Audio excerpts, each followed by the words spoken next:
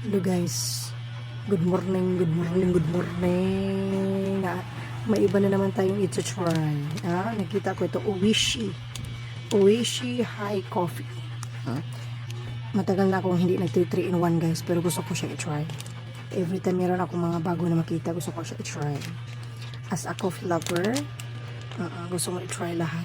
Kahit before nung nasa butika nga ako guys, kahit mga 6 enhancer na mga coffee, gitry ko din guys, promise, sa totoo lang. Di pa try talaga sa akin ng mga kasamahan ko guys, kung pati kung girl, meron din ba daw na mafe-feel. Promise, gitry ko yun guys, yung parang Drive Max Coffee ata yung gitry ko before. As a coffee lover, kahit anong coffee, gusto natin i-try. Try natin ito guys. Nakalimutan ko kung magkano ito, parang 8 pesos. Hindi ko alam. Nakalimutan ko na. 3 in 1 guys. Oishi product. Try natin. This time, 3 in 1 muna gamit natin guys. Kasi gusto natin mag-try ng bago.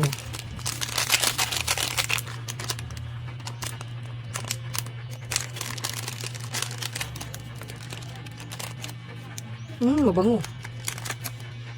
Mabango.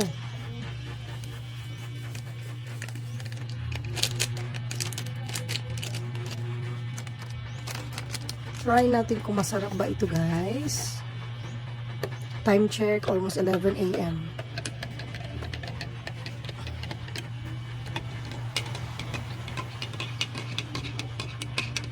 As a coffee lover, shout out sa mga coffee lover dyan.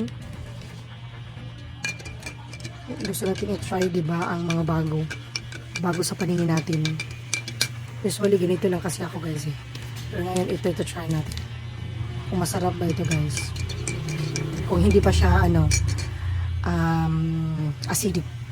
Kasi yung kahapon, yung gitimpla ko kahapon na is coffee, yung poka, hindi masyadong acidic.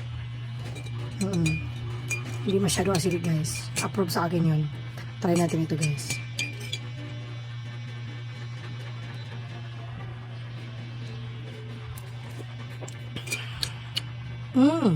Light lang siya. Or nasobrahan masyado yung water ko. Pero masarap. Masarap siya guys.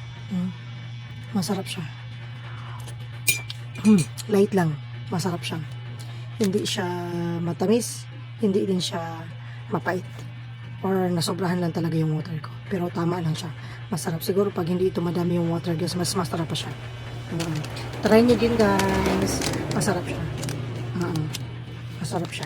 Nasa mga lang to guys. Mga 8 pesos ata. Oishi product. Oishi.